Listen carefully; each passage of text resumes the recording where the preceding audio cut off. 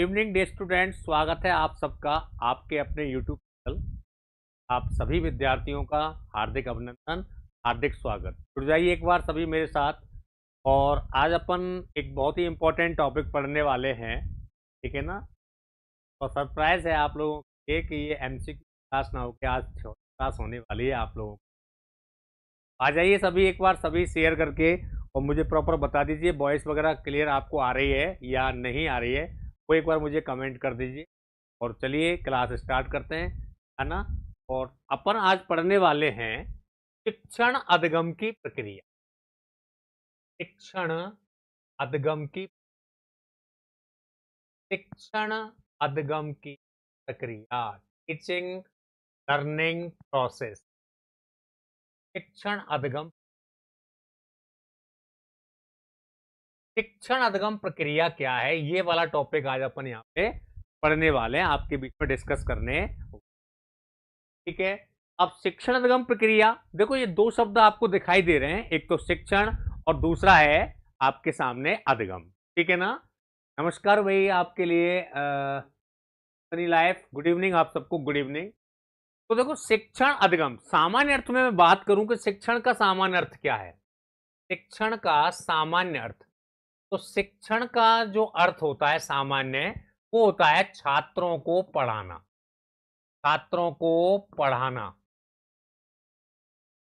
क्या उनको ज्ञान देना, क्या उनको सिखाना, क्या कहलाता है, शिक्षण कहलाता है। ठीक है।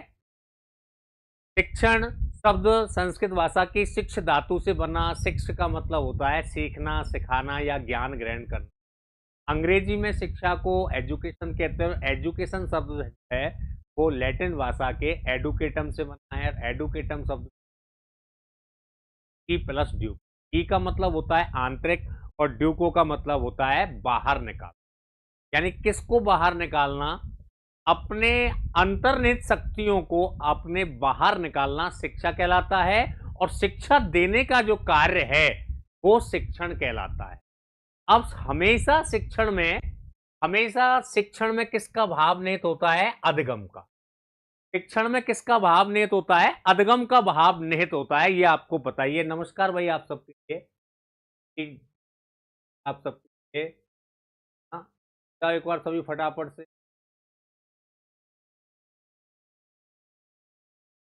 चलिए बहुत बढ़िया।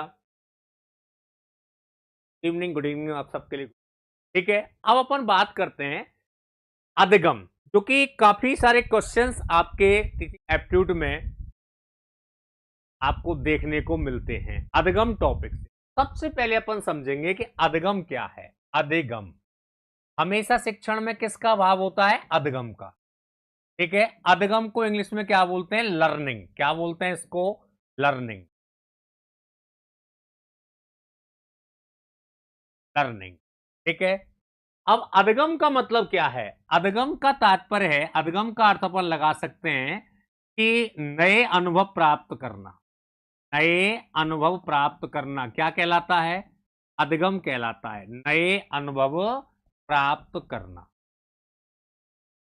नवीन ज्ञान प्राप्त करना, नवीन प्रतिक्रिया व्यक्त करना, क्या कहा जाता है, अधिगम कहा जाता है। अधिगम का ही तात्पर्य है कि व्यवहार में हुआ, व्यवहार में हुआ कौन सा परिवर्तन, अपेक्षाकृत जो स्थायी परिवर्तन है। व्यवहार में हुआ कौन सा परिवर्तन, अपेक्षाकृत स्थायी। हमेशा स्थायी परिवर्तनों को ही अधिगम कहते हैं। तो व्यवहार में अपेक्षाकृत स्थायी परिवर्तन कहा जाता है, तो आपका आंसर क्या होगा, अधिगम।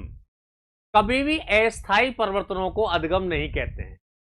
हमारे व्यवहार में, आपके बिहेव में दो प्रकार के परिवर्तन होते हैं, एक तो अस्थायी और एक स्थायी। तो हमेशा कौन से परिवर्तनों को अपन अधिगम कहेंगे, स्थायी। जो परिवर्तन स्थायी हैं उसको अधिगम कहा जाता है। ठीक है। अधिगम का मतलब है नवीन ज्ञान प्राप्त करना, क्योंकि कहते हैं ना कि learning is discover, learning is doing something new. तो नवीन ज्ञान प्राप्त करना, नवीन ज्ञान प्राप्त करना क्या कहलाएगा, अधिगम कहलाएगा। नवीन प्रतिक्रिया को व्यक्त करना क्या कहलाएगा, अधिगम कहलाएगा। अधगम का सामान्य एक जनरल अर्थ क्या है?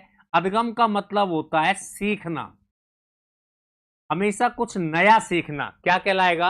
अधगम। ठीक है, तो अधगम एक ऐसी मानसिक सक्रिय प्रक्रिया है जिसके द्वारा व्यक्ति या बालक अपने पूर्व व्यवहार में स्थायी परिवर्तन करके व्यवहार में अपेक्षाकृत स्थायी परिवर्तन को करता है। उस स्थिति को क्या कहते हैं? हमेशा अधगम कहा जाता है, लर्निंग कहा जाता है। जैसे फॉर एग्जाम्पल के लिए मैंने कहा व्यवहार में हुआ स्थायी परिवर्तन। जैसे मान लीजिए एक छोटा बच्चा है, एक छोटा बच्चा एक कमरे में खेल रहा है। किस में खेल रहा है? कमरे में। और कमरे में एक कैंडल जल रही है। आप बच्चा उस जलती हुई कैंडल के पास जा रहा है और उसके ऊपर हाथ रखने का प्रयास करता है। आपने उसको देख लिया, आपने उससे कहा कि बेटा जलती हुई मोमबत्ती के ऊपर हाथ मत रखना, हाथ जल जाएगा। बच्चा उस समय तो मान जाता है, लेकिन बच्चों की भी एक फितरत होती है कि जिस काम को मना करते हैं ना, उसको एक बार तो प्रैक्टिकल करके जरूर देखेंगे। जैसे ही आप किसी अन्य काम में व्यस्त हुए, बच्चा आपसे नजर चुराएगा और उसी जलती हुई मोमबत्ती के पास जाएगा और उसके ऊपर अपना हाथ रखेगा, और हाथ रखते ही तुरंत ही अपना हाथ वो वापस खींच लेता है। ऐसा क्यों? क्योंकि उसको क्या हुई? जलन। उसको जलन हुई, इसलिए उसने हाथ वापस खींच लिया। अब आप उससे कहो कि बेटा तुझे एक 20 रुपए वाली चॉकलेट गिफ्ट मिलेगी, इस मोमबत्ती के ऊपर हाथ रख। क्या बच्चा हाथ रखेगा? नहीं। क्यों? क्योंकि उसने अपने उस पूर्व व्यवहार के कारण, पूर्व व्यवहार कौन सा? जलती हुई मोमबत्ती के ऊपर हाथ रखना। उस पूर्व व्यवहार के कारण ये अनुभव कर लिया, ये नवीन ज्ञान प्राप्त कर लिया कि भाई जलती हुई चीज के ऊपर हाथ रखने से जलन होती है। तो जब आपने उससे कहा कि तुझे एक 20 रुपए वाली चॉकलेट मिलेगी, आप उसके ऊपर हाथ रख, बच्चा हाथ नहीं रखता। क्यों? क्योंकि उसने व्यवहार में अनुभव के कारण कौन सा परिवर्तन कर लिया? स्थायी परिवर्तन। तो हमेशा स्थायी परिवर्तनों को ही क्या कहते हैं? अधगम। याद रखना, अधगम एक कैसी प्रक्रिया है? अधगम एक मानसिक प्रक्रिया है। अधगम कौन सी प्रक्रिया है? एक मानसिक प्रक्रिया है। ठीक है, और अधगम मानसिक प्रक्रिया के साथ साथ कैसी प्रक्रिया है? एक सक्रिय, क्योंकि आपको लर्निंग में एक्टिव रहना पड़ता है। जितने आप एक्टिव रहोगे उतना आप सीखोगे। इसीलिए बोलते हैं, योकम एंड सिम्पसन एक मनोवैज्ञानिक हुए, उन्होंने कहा कि लर्निंग इज एक्टिवनेस, सीखना सक्रिय रहना है। जब तक आप सीखने के प्रति सक्रिय नहीं होंगे, आप पढ़ाई के प्रति एक्टिव नहीं होंगे, आप अधगम नहीं कर पाओगे। तो अधगम कैसी प्रक्रिया है? मानसिक, क्योंकि सीखना सिखाना हमारे मानसिक से, हमारे माइंड सेटअप से होता है। तो मानसिक प्रक्रिया है, सक्रिय प्रक्रिया है। ठीक है, अब आपसे कहेगा कि व्यवहार में परिवर्तन कितने प्रकार से होता है? आपके व्यवहार में परिवर्तन होते हैं दो प्रकार से। व्यवहार में परिवर्तन, तो हमेशा व्यवहार में परिवर्तन को अधगम कहते हैं, लेकिन कौन से व्यवहार में परिवर्तन? दो तरीके के होते हैं। नंबर एक तो होता है स्थायी परिवर्तन। कौन सा परिवर्तन? स्थायी। और एक होता है अस्थायी परिवर्तन। और अभी मैंने आपको बताया है कि हमेशा स्थायी परिवर्तनों को ही अधगम कहते हैं, कभी भी अस्थायी परिवर्तनों को अधगम नहीं कहा जाता। ये चीज आपको ध्यान रखनी है। गुड इवनिंग आप सबके लिए, वेरी गुड इवनिंग। ठीक है ना, आप सबके लिए वेरी गुड इवनिंग। अब देखिए, ये जो स्थायी परिवर्तन है, ये कितने तरीके से होते हैं? हमेशा स्थायी परिवर्तन तीन चीजों से होंगे। नंबर एक तो होगा अभ्यास से। अभ्यास से आपके व्यवहार में कौन सा परिवर्तन आता है? स्थायी। Practice makes a man perfect. अभ्यास हमें कुशल बनाता है। जितना आप किसी चीज का अभ्यास करोगे, उतने ही आप सीखने के प्रति पारंगत होगे। ठीक है ना, तो practice makes a man perfect. अभ्यास हमको क्या बनाएगा? कुशल बनाता है। करत करत अभ्यास के जड़मत होत सुजान, रस्सी आवत जावत सिल पर पड़त निशान। अभ्यास तो वो चीज है कि अगर पत्थर पे जब वो रस्सी लगातार रगड़ लगाती है, तो पत्थर जैसी सख्त चीज को भी घिस देती है, जबकि रस्सी जो होती है वो कोमल तंतुओं से बनी होती है। ये अभ्यास है। विद्या भूली क्यों, रोटी जली क्यों, घोड़ा अड़ा क्यों, पत्ता सड़ा क्यों? क्योंकि हमने उसको फेरा नहीं था। फेरने का मतलब आपने उसको अभ्यास नहीं किया, आपने उसको रिवाइज नहीं। ठीक है। दूसरा परिवर्तन स्थायी आता है आपके अनुभव से। अनुभव, एक्सपीरियंस। जैसे जैसे आप आगे बढ़ते जाते हो आपको नए नए अनुभव होते चले जाते हैं। कई बार आपने देखा होगा कि बहुत से बच्चों का सिलेक्शन लास्ट टाइम पे आकर के हो जाता है और उस समय उन्होंने ज्यादा कुछ पढ़ाई भी नहीं की हुई होती है, फिर भी वो सिलेक्ट हो जाते हैं। तो वो क्या कहते हैं लोग, अरे यार ये तो पढ़ता ही नहीं था, इसका सिलेक्शन कैसे हो गया? अरे भैया उसने कम से कम ऐसे 20-25 एग्जाम दे ली, तो वो इतने एग्जाम दे चुका है कि उसको इतना एक्सपीरियंस हो गया, ठीक है ना, कि वो उसने एग्जाम को क्रैक कर दिया। हमेशा असफलता भी आपको कुछ ना कुछ अनुभव देके जाती है। हमारे बुजुर्ग क्या कहते हैं कि मेरे जो बाल हैं वो धूप में सफेद नहीं हुए बल्कि अनुभव से सफेद हुए। ठीक है, तो अनुभव, एक्सपीरियंस से भी आपके व्यवहार में कौन सा परिवर्तन आएगा? स्थायी। जैसे मैंने उदाहरण दिया कि बच्चे ने जलती हुई मोमबत्ती के ऊपर हाथ नहीं रखा, क्यों? क्योंकि उसने अपने उस पूर्व व्यवहार के कारण ये अनुभव कर लिया, ये सीख लिया कि भाई जलती चीज के ऊपर हाथ रखने से जलन होती। नंबर 3, तीसरा जो आता है वो आता है आपका प्रशिक्षण, ट्रेनिंग से। ट्रेनिंग से आपके व्यवहार में कौन सा परिवर्तन आएगा?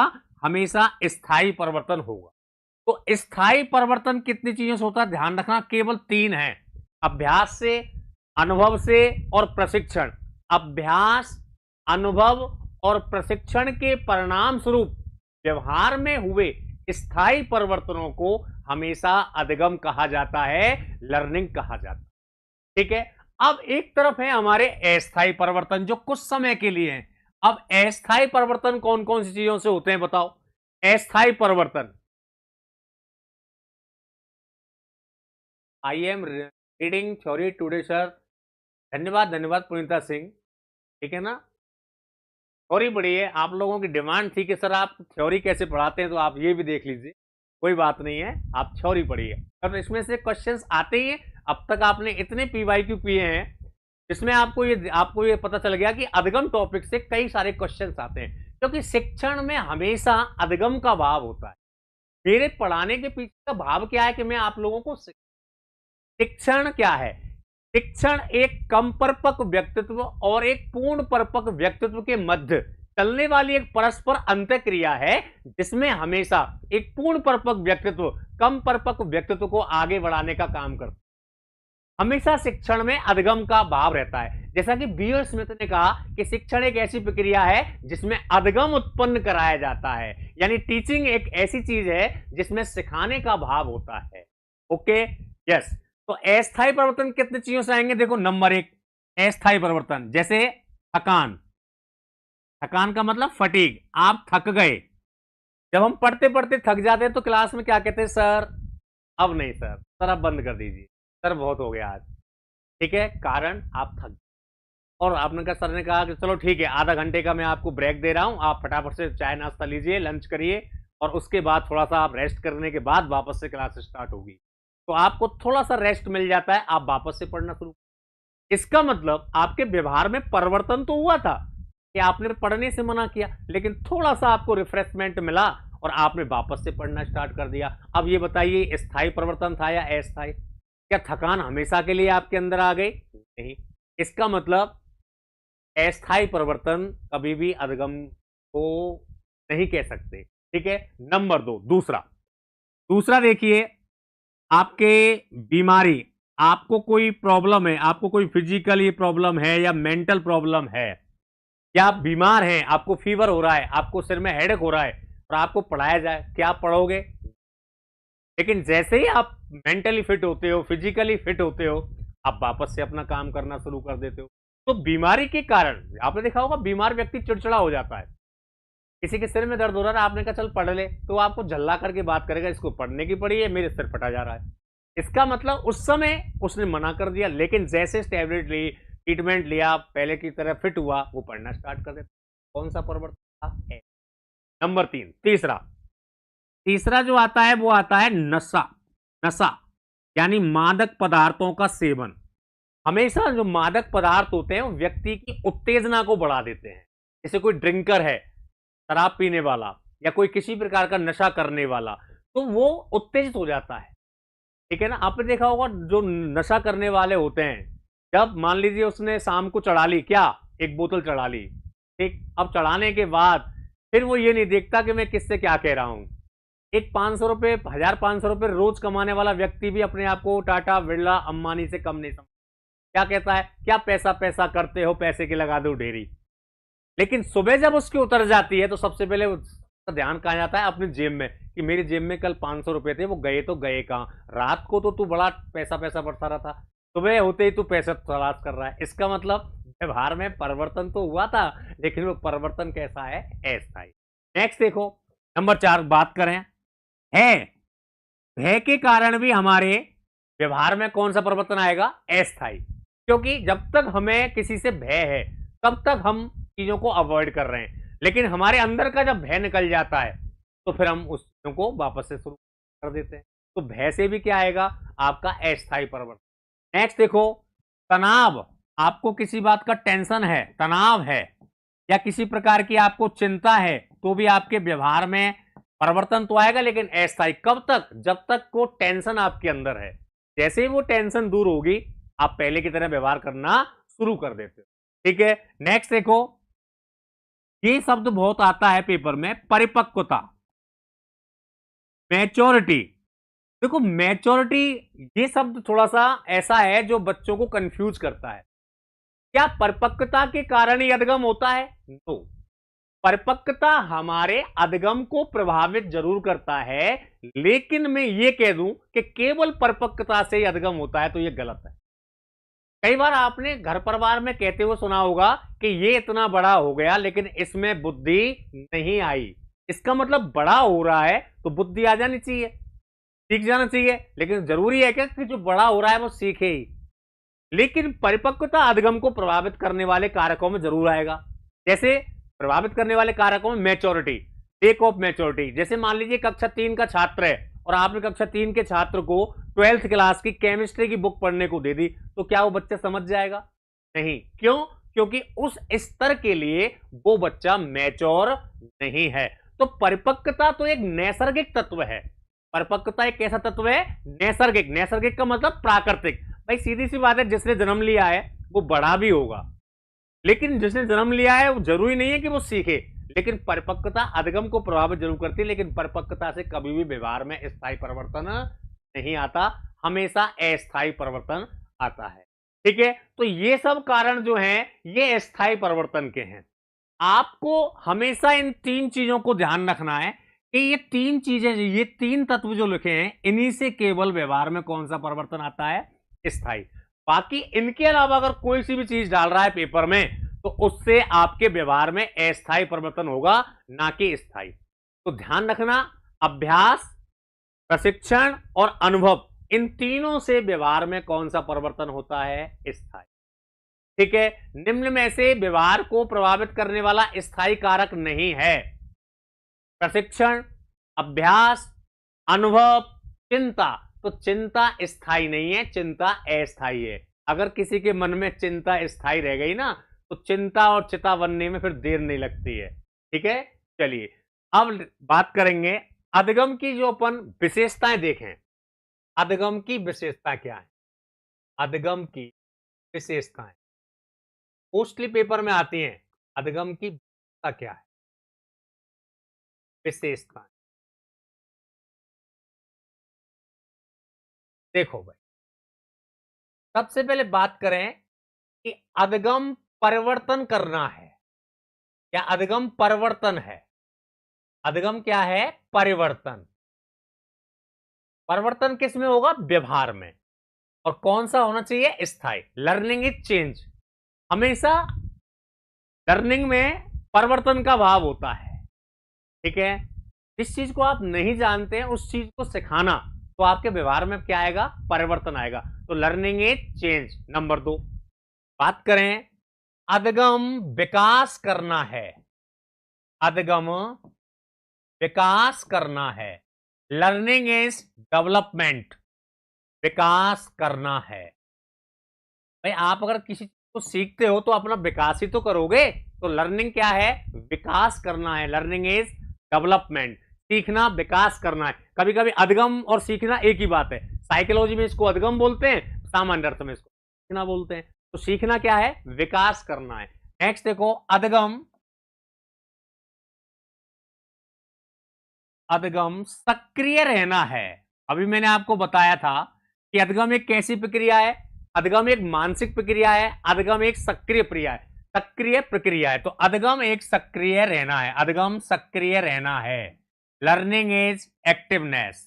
जितना एक्टिव रहोगे उतना सीखोगे, जितना आप इनएक्टिव रहोगे उतना आप अधगम से दूर भागोगे। ठीक है, तो लर्निंग क्या है? सक्रिय रहना। नेक्स्ट देखो, अधगम, अधगम वातावरण की उपज है। इसकी उपज है? वातावरण की उपज, उपज है। इसको अपन कह सकते हैं कि learning is product of environment, product of environment, यानी वातावरण की उपज है। ठीक है, सीखना किसकी उपज है? वातावरण। हमेशा सीखने का एक वातावरण होता है।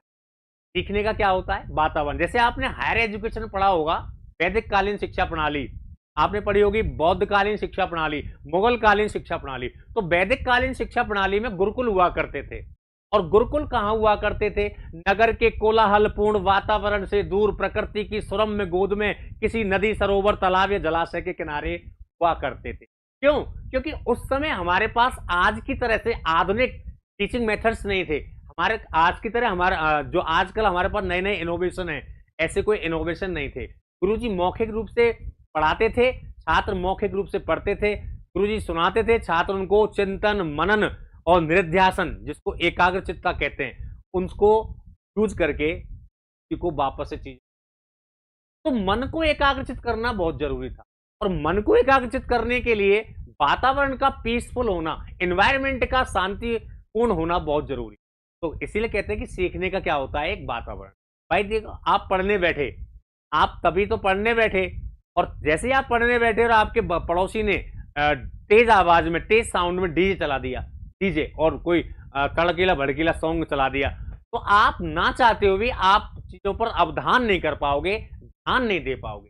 और एक अच्छे अधगमकर्ता की विशेषता क्या है? उसका अवधान। ठीक है ना? क्या है? उसका अवधान है। गुड इवनिंग भैया आप सबके लिए, गुड इवनिंग। ठीक है ना? गुड इवनिंग आप सबके लिए, वेरी गुड इवनिंग। चलिए, तो अधगम क्या है? वातावरण की उपज है। नेक्स्ट देखो, अधगम, अधगम समायोजन करना है। Learning is adjustment. अधगम क्या है? समायोजन है। ठीक है, समायोजन का मतलब एडजस्टमेंट। एडजस्टमेंट का मतलब होता है कि अपनी आवश्यकता और अपनी परिस्थितियों के बीच में जब अपन तालमेल स्थापित करते हैं तो उसको समायोजन कहते हैं। चीजों, यानी प्रतिकूल स्थितियों को भी अपने अनुकूल बनाना समायोजन कहलाता है। ठीक है, तो अधगम क्या है? एक तरीके से समायोजन करना, किसमें? अपने पूर्व व्यवहार में और अपने वर्तमान व्यवहार में सामंजस्य स्थापित करना लर्निंग कहा जाता है। नेक्स्ट देखो, अधगम खोज करना है। क्या अधगम खोजपूर्ण है? अधगम खोज करना है। Learning is discovered. अधगम खोज करना है। ठीक है, किसकी खोज करना? भाई अपन जब कुछ नया सीखते हैं तो हमेशा कुछ नया ही तो खोजते हैं। तो अधगम क्या है? अधगम खोज करना है। Learning is discovered. नेक्स्ट देखिए, अधगम, अधगम जीवन पर्यंत चलता है। अधगम जीवन पर्यंत चलता है। Learning is lifetime process, या कह सकते हैं learning is life living process. अधगम हमेशा एक जीवन पर्यंत चलने वाली प्रक्रिया। एक बच्चा जन्म लेता है तब से लेकर के, और जब तक कि उसकी मृत्यु नहीं हो जाए, हम कुछ ना कुछ नया हर रोज सीख, कुछ ना कुछ नया अनुभव करते हैं। तो हमारा सीखना जीवन पर्यंत चलता है। जैसे विकास लाइफ टाइम प्रोसेस, इसलिए तो मैंने कहा कि लर्निंग इज डेवलपमेंट, सीखना विकास करना है। लर्निंग इज एक्टिवनेस, सीखना सक्रिय रहना है। Learning is product of environment, सीखना वातावरण की उपज है। लर्निंग इज एडजस्टमेंट, सीखना समायोजन करना है। लर्निंग इज चेंज, सीखना परिवर्तन है। और किसमें? व्यवहार में, कि व्यवहार के कारण व्यवहार में हुआ परिवर्तन कौन सा वाला? हमेशा अपेक्षाकृत स्थायी, क्या कहलाएगा? अधगम कहा जाता है। कभी भी अस्थायी परिवर्तनों को अधगम नहीं कह सकते। ठीक है। और स्थायी परिवर्तन मैंने आपको बता दिया 3 चीजों से होता है, अभ्यास से, अनुभव से, प्रशिक्षण। तो याद रखना, केवल 3 शब्द याद रख लो, इसके अलावा जो भी परिवर्तन हो रहे हैं वो अस्थायी है और कभी भी अस्थायी परिवर्तन को अधगम आप टिक नहीं कर सकते, ये ध्यान रखना। ओके, चलिए, तो अधगम चलता है जीवन पर्यंत। नेक्स्ट देखो, अधगम विवेकपूर्ण होता है। अधगम कैसा होता है? विवेकपूर्ण। अधगम विवेकपूर्ण होता है, विवेकपूर्ण का है। विवेकपूर्ण का मतलब लर्निंग इज अंडरस्टैंडिंग। आपको चीजों को अंडरस्टैंडिंग करना पड़ेगा, आपको अपना विवेक यूज करना पड़ेगा। ठीक है, गुरुजी थ्योरी पढ़ा सकते हैं, गुरुजी एमसीक्यूज पढ़ा सकते हैं, थ्योरी पढ़ करके आपको एमसीक्यूज तो अपने विवेक से निकालने होंगे। कई बार प्रश्न अप्लाइड भाषा में आते हैं, चीजें वही होती हैं लेकिन प्रश्न की भाषा शैली को बदल दिया जाता है, तो आपको अपना विवेक यूज करना पड़ेगा। इसीलिए कहते हैं कि लर्निंग इज अंडरस्टैंडिंग। नेक्स्ट देखो, अधगम अनुभवों का संगठन है। अनुभवों का संगठन क्या माना जाता है? अनुभवों का संगठन है, यानी learning is organization of experience. आप अपने जितने भी जीवन के, आपने जैसे आप एग्जाम दे रहे हो नेट का, आपने पिछली बार दिया नहीं हुआ, लेकिन नहीं हुआ वहां आपको वो पेपर कुछ ना कुछ एक्सपीरियंस देके गया होगा कि मेरा कौन सा क्षेत्र कमजोर रह गया जिसके कारण मेरा सिलेक्शन नहीं हो पाया, या पेपर फर्स्ट में मेरी कौन सी यूनिट वीक रह गई, या सब्जेक्ट में मैंने कौन से पोर्शन में कमी छोड़ दी जिसके कारण मैं अनफॉर्चुनेटली नेट क्लियर नहीं कर पाया, या जेट या आपका जेआरएफ नहीं कर पाया, या पीएचडी नहीं कर पाया। तो आपको हर हर असफलता आपको कुछ ना कुछ अनुभव देती है। आप उन अपने अनुभवों को संगठित करिए कि मेरे से पिछली बार ये गलती हुई थी, तो ये गलती दोबारा नहीं दोहरानी, तो आप अपने लक्ष्य को प्राप्त कर लोगे। तो अधगम क्या है? अनुभवों का संगठन है। Learning is organization of experience. Next देखिए, अधगम व्यक्तिगत एवं सामूहिक, सामूहिक दोनों ही होता है, दोनों ही होता है। क्लास में बच्चे पढ़ रहे हैं टीचर से, तो क्लास तो पूरी क्लास इज ए ग्रुप, कक्षा एक समूह है, समूह में सिखाना वो सामूहिक हो। और इंडिविजुअल आप किसी टीचर से पर्सनल जाकर के पढ़ो, उसका डिस्कस करो, उससे कोई चीज क्या हो जाएगा? व्यक्तिगत। इसलिए कहते हैं कि learning is both individual and grouping, यानी ये समूह में भी होता है और ये व्यक्तिगत भी। ठीक है, नेक्स्ट देखो, अधगम नया कार्य करना है। अधगम क्या है? अधगम नया कार्य, नया कार्य करना है। अधगम नया कार्य, learning is doing something new, कुछ ना कुछ नया करना। ठीक है, कुछ ना कुछ नया करना क्या कहलाता है? अधगम कहलाता है। ठीक है, learning is doing something new. ठीक है, तो ये क्या है? ये सब आपके अधगम की विशेषताएं हैं। ठीक है, अधगम परिवर्तन है, अधगम विकास करना है, अधगम सक्रिय रहना है, अधगम वातावरण की उपज है, अधगम समायोजन करना है, अधगम खोज करना है, अधगम जीवन पर्यंत चलता है, अधगम विवेकपूर्ण होता है, अधगम अनुभवों का संगठन है, अधगम व्यक्तिगत एवं सामूहिक दोनों ही होता है, अधगम नया कार्य करना। ठीक है ना, नया कार्य। ओके, तो ये क्या हो गई आपकी अधगम की विशेषताएं। अब बात करते हैं अधगम के सोपान। अधगम के सोपान, सोपान स्टेप ऑफ लर्निंग। सोपान का मतलब सीढ़ियां, चरणबद्ध तरीके से। तो देखो, सामान्यतः अधगम के 6 सोपान होते हैं। सामान्यतया अधगम के 6 सोपान होते हैं। अधगम के 6 सोपान। सामान्यतः कितने सोपान है? 6। ध्यान रखना कौन कौन से। देखो, नंबर 1 पहले हम बात करें, सबसे पहला होता है अभिप्रेरित व्यक्ति। अभिप्रेरित, मोटिवेटेड पर्सन, अभिप्रेरित व्यक्ति। यानी सबसे पहले हमें किसी व्यक्ति को मोटिवेट करना होता है। मैंने आपको पढ़ाया था कि अधगम की कुंजी किसको कहते हैं? अवप्रेरणा को। अधगम अगर ताला है तो उस ताले की चाबी क्या है? अवप्रेरणा। अधगम अगर साध्य है तो उस तक पहुंचने का साधन क्या है? अभिप्रेरणा। अधगम का हृदय किसको कहते हैं? अवप्रेरणा को। ठीक है। अधगम का स्वर्णपथ किसको कहा जाता है? अवप्रेरणा को। अधगम का राजमार्ग किसको कहा जाता है? अवप्रेरणा। ठीक है। तो सबसे पहले अवप्रेरित व्यक्ति, जैसे मान लीजिए आपको आपके घर वालों ने क्या कर दिया?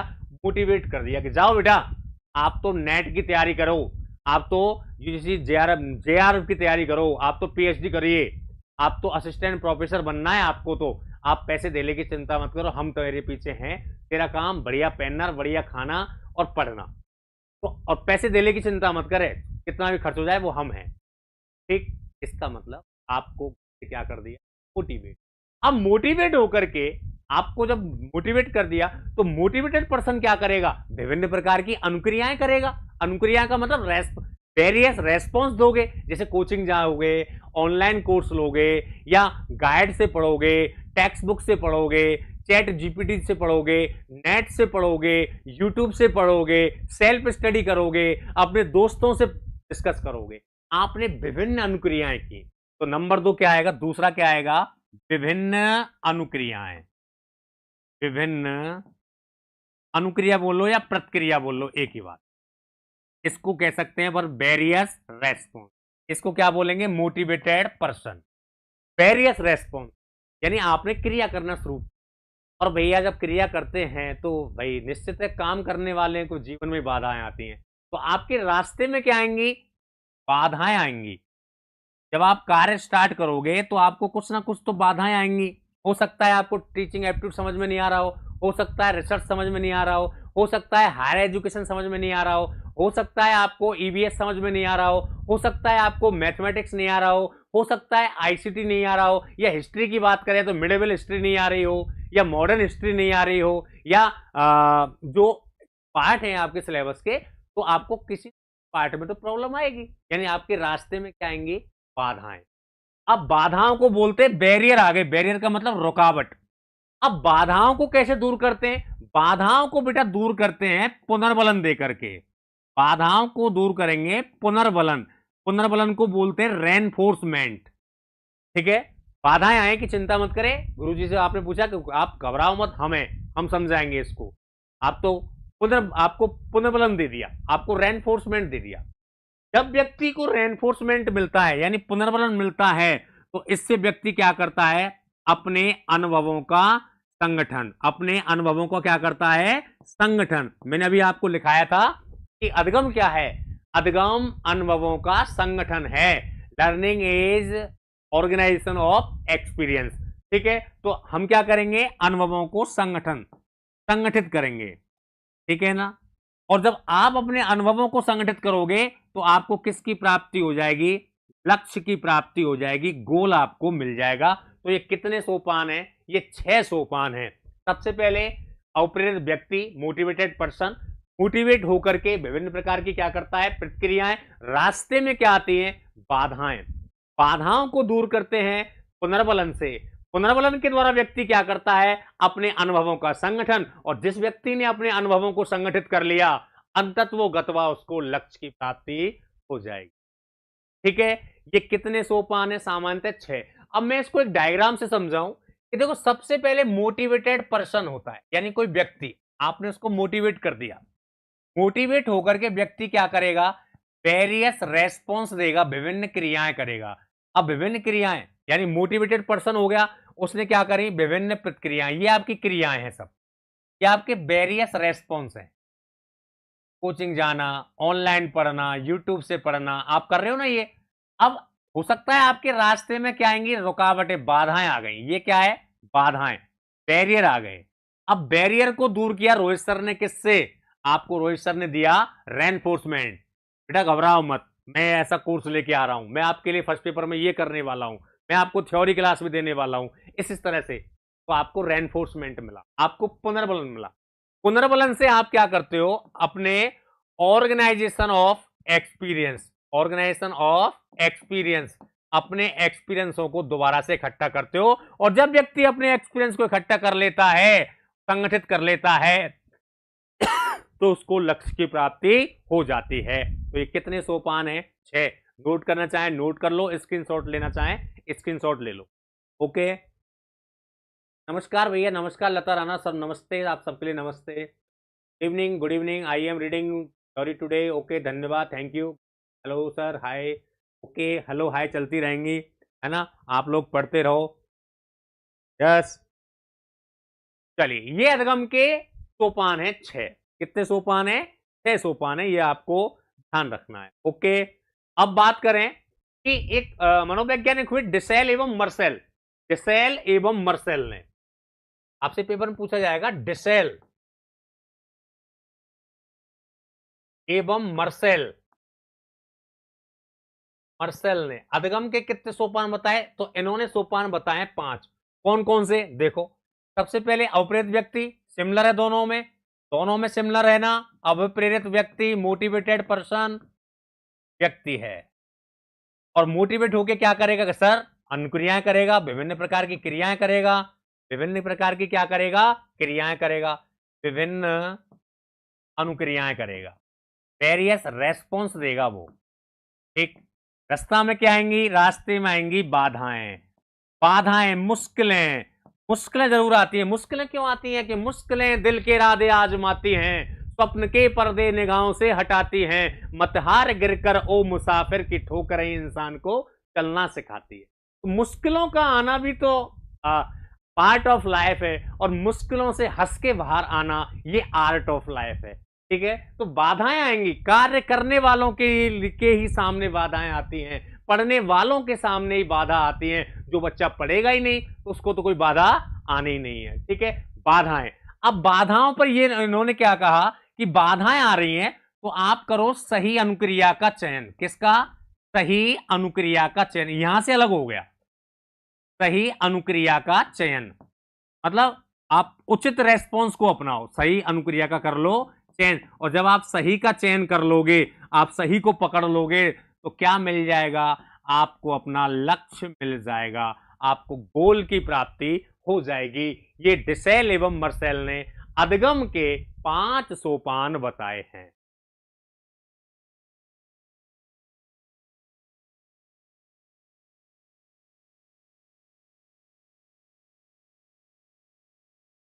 चलिए, ठीक है साहब, कितने सोपान बताए? 5। और ये जो क्लास चल रही है ना थ्योरी की, जब आप पेपर देखोगे ना तो क्वेश्चन 100% मिलेंगे।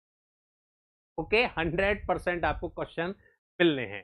चलिए, अब देखते हैं अधगम के प्रकार। बात करते हैं यहां पे अपन अधगम के प्रकार। अधगम के प्रकार, टाइप्स ऑफ लर्निंग। अधगम के प्रकारों की बात कर लेते हैं। देखो, सबसे पहले बात करूं डेविड आशुबेल के अनुसार। डेविड आशुबेल, वो पढ़ा है आपने, डेविड आशुबेल, ठीक है ना, के अनुसार। तो डेविड आशुबेल ने अधगम के कितने प्रकार बताए हैं? याद रखना, आशुबेल ने अधगम के 4 प्रकार बताए। कितने? 4 प्रकार। डेविड आशुबेल कौन है बता दूं? अमेरिकन शैक्षिक मनोवैज्ञानिक हैं ये। कौन है ये? अमेरिकन शैक्षिक मनोवैज्ञानिक डेविड आशुबेल ने अधगम के 4 प्रकार बताए। कौन कौन से? देखो, नंबर 1, पहला है अभिग्रहण सीखना।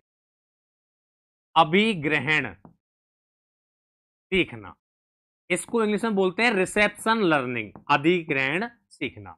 दूसरा मैं बात करूं तो रटंत सीखना, इसको इंग्लिश में बोलते हैं रोट लर्निंग, रटंत सीखना। तीसरा कौन सा है? तीसरा है आपका खोजपूर्ण सीखना, डिस्कवरी लर्निंग, खोजपूर्ण सीखना, खोजपूर्ण सीखना। ठीक है, और मैं चौथे की बात कर लूं तो वो है अर्थपूर्ण सीखना, अर्थपूर्ण। और अर्थपूर्ण सीखने को इंग्लिश में बोलते हैं मीनिंगफुल लर्निंग, अर्थपूर्ण सीखना। क्या कहते हैं इसको? अर्थपूर्ण सीखना। तो डेविड आशुबेल ने अधगम के कितने टाइप्स बताए हैं? डेविड आसुबेल ने अधगम के 4 प्रकार बताए। पहला अभिग्रहण, अभिग्रहण को इंग्लिश में बोलते हैं रिसेप्शन लर्निंग। दूसरा रटंत सीखना, रटंत को बोलते हैं रोट लर्निंग। तीसरा अन्वेषण सीखना यानी खोजपूर्ण सीखना, जिसको इंग्लिश में बोलते हैं डिस्कवरी लर्निंग। और चौथा है अर्थपूर्ण सीखना, जिसको इंग्लिश भाषा में कहते हैं मीनिंगफुल लर्निंग। अब इनके चारों प्रकार में होता क्या है, मेन कंटेंट यहां से देते हैं वो पेपर में। होता क्या है, अभिग्रहण सीखना ये क्या होता है, ध्यान से समझना, केवल 2 शब्दों में समझ में आ जाएगा आपको। इसमें अभिग्रहण सीखने में अध्यापक छात्र को कोई सामग्री या तो बोल के दे देगा या लिख करके दे देता है। अध्यापक ने छात्र को कोई भी सामग्री या तो बोल के दे दी या उसको लिख करके दे दी। छात्र ने क्या किया, उस सामग्री को समझकर प्लस रटकर, यानी दोनों तरीके इस्तेमाल कर लिए। समझकर, ध्यान रखना, समझकर प्लस रटकर, दोनों तरीके से सीखा तो वो कौन सा सीखना है, अभिग्रहण। यानी देखा होगा, जैसे कई बार क्या होता है कि जो चीजें हमें समझ में आ जाती हैं उन चीजों को हम समझ लेते हैं, और जो चीज हमको समझ में नहीं आती हम उनको रटने का प्रयास करते हैं कि रट लो यार इसको। तो अभिग्रहण सीखने में दोनों तरीके आ जाएंगे, जो चीज समझ में आ गई उसको समझ लिया और जो समझ में नहीं आई उसको मैंने रट्टा मार लिया। तो समझ के सीखना प्लस रट के सीखना, इसका मतलब कौन सा लर्निंग है, अभिग्रहण। इसके अलावा कैसे भी आया पेपर में आपका गलत नहीं होगा ये। आप तो 2 शब्द ये समझ के और रट के दोनों तरीके अपना लिए, इसका मतलब रिसेप्शन लर्निंग है। अब दूसरा कौन सा है, रोट लर्निंग। अब यह तो तुम खूब जाने, बचपन से पढ़ते आ रहे हो कि रटंत विद्या फलंत नाही, रटी हुई विद्या कभी फलती नहीं है। बिना सोचे समझे छात्र चीजों को, जैसे छोटे स्तर के बच्चे होते हैं वो गिनती, पहाड़े, वर्णमाला इस तरह से याद करते, 2 एकम 2, 2 एकम 2, 2 दूनी 4, SUNDAY, SUNDAY, रट रहा है, समझने का प्रयास नहीं कर रहा, चीजों को रट रहा है। ठीक है, तो इसमें बिना सोचे समझे, बिना सोचे समझे केवल रटना, केवल रटना, रट्टाफिकेशन होता है। खोजपूर्ण में, खोजपूर्ण में स्वयं खोज करके सीखता है, स्वयं खोज, स्वयं खोज करके, खोज कर सीखता है। अब भैया बच्चा स्वयं खोज कर रहा है तो जरूरी थोड़ी है कि वो बिल्कुल शुद्धता से खोज कर लाए, लेकिन ये जो है अर्थपूर्ण सीखना, इसमें पहले बच्चा समझता है, पहले समझेगा, फिर उसको अपने पूर्व ज्ञान से जोड़ेगा, पूर्व ज्ञान से जोड़ेगा, फिर उसको अपने आप में आत्मसात करेगा, यानी अपने आप में ढाल लेगा। ठीक है, अब मैं आपसे पूछ रहा हूं कि बताओ डेविड आसुबेल के अनुसार सबसे घटिया किस्म का, सबसे निम्न कोटि का सीखना कौन सा रहा, तो सबसे निम्न कोटि का रहा रटंत। ये सबसे निम्न है, सबसे खराब, सबसे निम्न। ठीक है ना, सबसे निम्न स्तर का कौन सा है, रटंत, सबसे निम्न। ओके, और मैं आपसे बात करूं कि सबसे उत्तम कोटि का कौन सा है, तो ये जो अर्थपूर्ण है ये सर्वश्रेष्ठ है। कि भैया पहले चीजों को लिखने से पहले गुरुजी क्या सिखा रहे हैं उनको समझो, पहले उसको समझो, समझने के बाद उस चीज को अपने प्रीवियस नॉलेज के साथ में जोड़ो, और प्रीवियस नॉलेज में साथ जोड़ने के साथ उसको अपने अंदर एसिमिलेशन कर लो, अपने आप में ढाल लो, आत्मसातीकरण कर लो, अपने अंदर उस ज्ञान को ग्रहण कर लो। तो सबसे टॉप वाला सीखना कौन सा रहे हो, अर्थपूर्ण, और सबसे घटिया कौन सा रहे हो, रटंत सीखना। अवग्रहण में क्या होता है कि रट के और समझ के, जो चीज समझाऊं आ गई समझ ली, जो समझ में नहीं आई वो मैंने रट ली। ठीक है, और खोजपूर्ण में स्वयं खोज करके सीखता है। तो डेविड आसुबेल ने अधगम के कितने प्रकार बताए हैं साथियों, 4 बताए हैं। कितने, 4।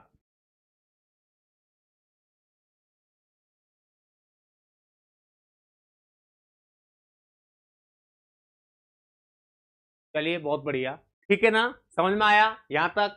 अब मैं बात करूं रॉबर्ट एम गैने की अधगम सोपान की, पेपर में मोस्टली आती है।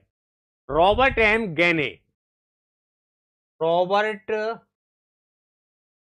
एम गैने,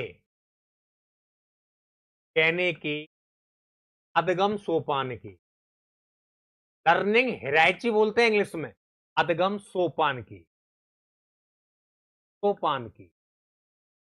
तो देखो भैया रॉबर्ट एम गैने, इन्होंने एक पुस्तक लिखी थी द कंडीशन ऑफ लर्निंग। कौन सी पुस्तक है, द कंडीशन ऑफ लर्निंग, ये पुस्तक है रॉबर्ट एम गेने की, 1968 में लिखी है, ठीक है ना। कब लिखी है?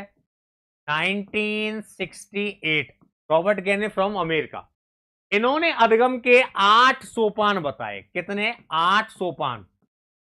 रॉबर्ट एम गेने की सोपान की में अधिगम के कितने सोपान बताए हैं? 8 सोपान है। कितने हैं? 8, ठीक है ना। याद रखना कितने सोपान है? 8 सोपान है। और इन सोपान को उन्होंने एक ट्रायंगल यानी एक त्रिभुज में समझाया है, ध्यान रखना। इसको सिर्फ सोपान की बोलते हैं।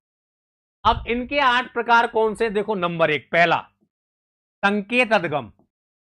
पहला कौन सा है? संकेत अधिगम, जिसको बोलते हैं साइन लर्निंग, संकेत अधिगम। दूसरा उद्दीपन अनुक्रिया अधिगम। और बेटा सबसे ज्यादा very very very most from this year जो आप नेट देंगे, रॉबर्ट एम गेने की अधिगम सोपान की से प्रश्न आ रहा है, ये ध्यान रखना।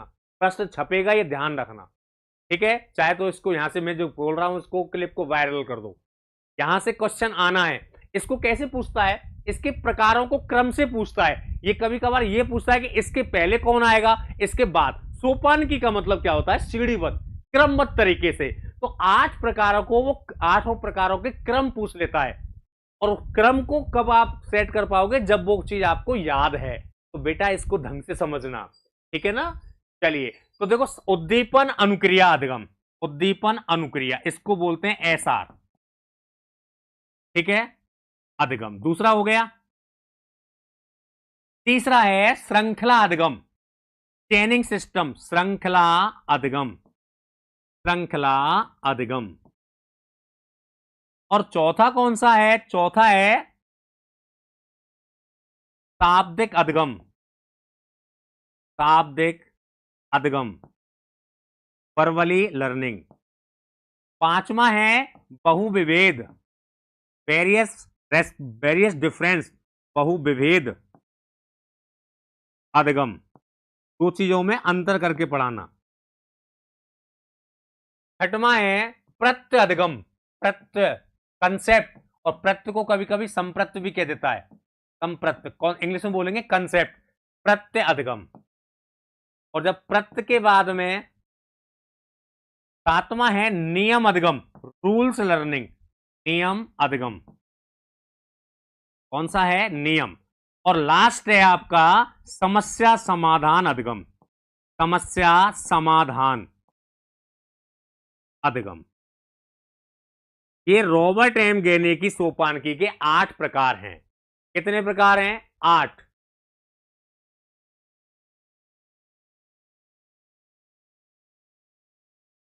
ओके, आई रिमेंबर गेने इन एजुकेशन यूनिट 3। हाँ बिल्कुल, यूनिट 3 में है, ठीक है ना। रॉबर्ट एम गेने, आपको सारी चीज सिलेबस से मिल रही हैं, ठीक है ना। आज हुआ क्या कि गुरुजी बोले थे कि वो आपके क्वेश्चन जो मैं एमसीक्यूज वाला थंबनेल लग रहा है, एक्चुअल में क्या था कि मैं कराने वाला था एमसीक्यू था, लेकिन अनफॉर्चुनेटली आज वो टाइपिंग वाले नहीं आ पाए, तो मेरी वो पीडीएफ नहीं आ पाई। तो यहाँ पे क्वेश्चन लिखाते ना एमसीक्यू टाइपिंग होकर के नहीं आ पाए। तो मैंने सोचा मैं चलो क्लास को बजाय ऑफ करने के जैसे से तो पढ़ाने आया, तो मैं कहा आज इनको थ्योरी का टॉपिक पढ़ा देता हूँ। तो बच्चे चाह भी रहे थे कि सर आप थ्योरी, तो आप थ्योरी देख लें, थ्योरी कैसे पढ़ते हैं। ओके, तो देखो भाई 8 प्रकार हो गए, संकेत, उद्दीपन अनुक्रिया, श्रृंखला, शाब्दिक, बहुविभेद, प्रत्यय, नियम और समस्या। अब इसमें पेपर में कैसे पूछता है बेटा? ये पूछता है कि बता रॉबर्ट एम गेने की सोपानकी में श्रृंखला अधिगम से पहले कौन सा आएगा? तो श्रृंखला से पहले उद्दीपन। या ये पूछेगा कि नियम अधिगम सीखने से पहले कौन सा सीखा जाता है? प्रत्यय। या नियम के बाद कौन सा सीखा जाता है? समस्या समाधान। ये क्रम आपको याद होना चाहिए, ये सीक्वेंस इसका याद होना चाहिए। कई बार विकल्प में चारों को अलग अलग करके डाल देगा, आपसे सही क्रम पूछ, आप बहुत जल्दी इसको सही क्रम को सीखोगे। आज देखो, संकेत अधिगम का मतलब होता है साइन, जैसे चौराहे पर लाल बत्ती को देख करके गाड़ी का रुक जाना, इसका मतलब किसका संकेत है? इशारों से समझना, संकेतों से। उद्दीपन अनुक्रिया, उद्दीपन का मतलब स्टिमुलस रेस्पॉन्स, एसआर थ्योरी, क्योंकि थॉर्नडाइक और स्किनर ने दिए हैं, है ना। एसआर थ्योरी दिए थॉर्नडाइक ने और आरएस थ्योरी दिए स्किनर ने। तो एसआर, इसके दोनों प्रतिपादक है थॉर्नडाइक और स्किनर, किसके? इस वाले में। वैसे अधिगम की एसआर थ्योरी थॉर्नडाइक की है और आरएस थ्योरी स्किनर ने दी है, ठीक है, ये ध्यान रखना।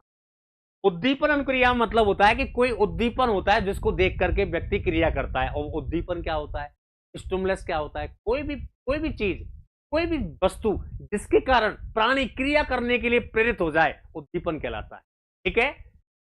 श्रृंखला, श्रृंखला का मतलब होता है एक काम को कई तरीकों से पूरा करके, जैसे पूरा करना, तार्किक क्रम में जोड़ करके, किसी काम को तार्किक क्रम में जोड़ जोड़ करके पूरा करना, सीरीज, श्रृंखला, चेनिंग लर्निंग कहते हैं।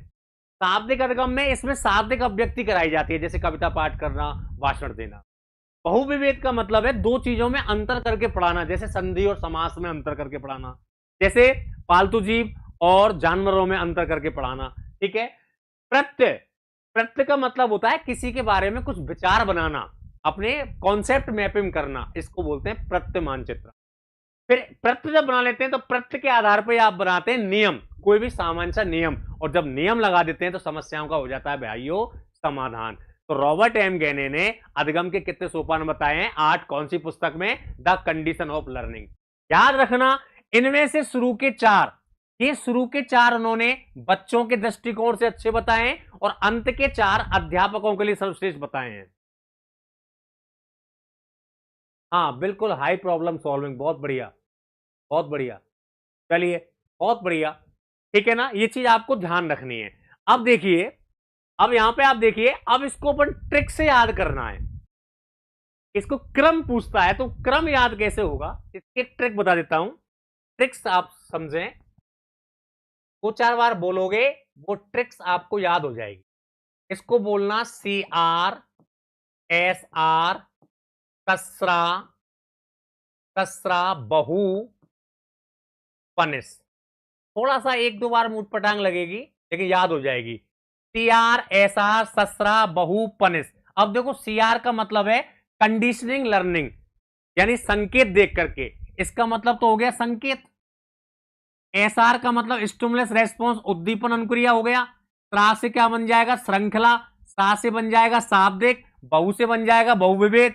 पा से बन जाएगा प्रत्यय। नी से बन जाएगा नियम। और सा से बन जाएगा समस्या समाधान। बोल गिरिराज महाराज की। ठीक है।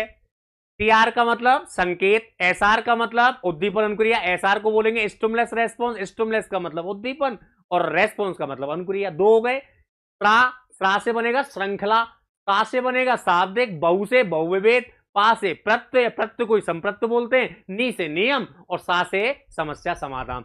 सबसे निम्न कोटि का कौन सा है? तो संकेत है। सबसे निम्न कोटि का कौन सा है? परंपरागत तरीके से संकेत। और सबसे उच्च कोटि का कौन सा है? समस्या समाधान है। ये सबसे उच्च कोटि का माना जाता है। बोलो, ट्रिक समझ में आई कि नहीं आई? बताओ बताओ। CR SR ससरा बहु पनिस, इस ट्रिक को 2-3 बार पढ़ लेना। अब आपसे पूछे कि बताओ बहुविवेद से पहले कौन सा आएगा, तो बहु से पहले क्या लिख रहा है? सा का मतलब शाब्दिक। आपसे पूछ ले कि शाब्दिक से पहले कौन सा आएगा, क्या लिखा हुआ है? स्रा का मतलब श्रृंखला। आपसे पूछ ले कि बहुविवेद के बाद क्या आएगा, बाद क्या आएगा, तो पा का मतलब प्रत्यय, प्रत्यय यानी संप्रत्यय। और प्रत्यय के बाद क्या आएगा? नियम। और नियम के बाद क्या आएगा? समस्या समाधान। CR SR ससरा बहु पनिस, CR SR ससरा बहु पनिस। ये हो गई रॉबर्ट एम गैने की अधिगम सोपान की। इसका क्रम होता है सरल से जटिल और नीचे से ऊपर की ओर।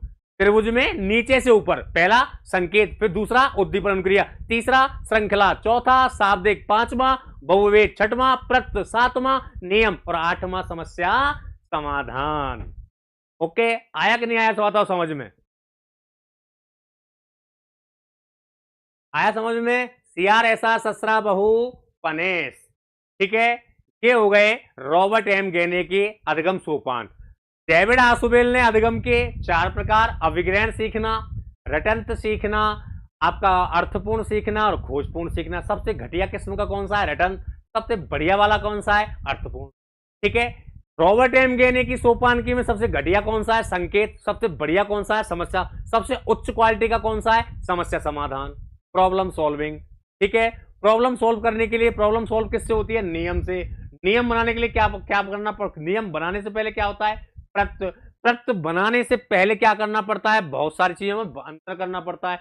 अंतर करने के लिए आपको शाब्दिक अनुक्रिया करनी पड़ती है, और शाब्दिक अनुक्रिया करने के लिए आपको श्रृंखला सीखनी पड़ती है, और श्रृंखला से पहले आपको उद्दीपन अनुक्रिया करनी पड़ती है, और उद्दीपन अनुक्रिया करने से पहले भी इशारों को अगर समझो राज को राज रहने दो। ठीक है ना, गाना सुना है ना, राज की बात कह दूं तो जाने महफिल में फिर क्या हो, इशारों को अगर समझो राज को राज रहने दो। तो संकेत, संकेत का मतलब जैसे जैसे आपने रोड रोड पे जाते हैं तो वहां पे जो बोर्ड लगे रहते हैं, एरो लगे होते हैं, वो संकेत ही है कि टर्न लेफ्ट, टर्न राइट, इधर जाना है कि उधर जाना है, ये संकेत है। ये हो गई रॉबर्ट एम घेने की अधिगम। सामान्य अधिगम के दो प्रकार हैं, आगमनात्मक अधिगम और निगमनात्मक। कौन कौन सा? इंडक्टिव है, डिडक्टिव।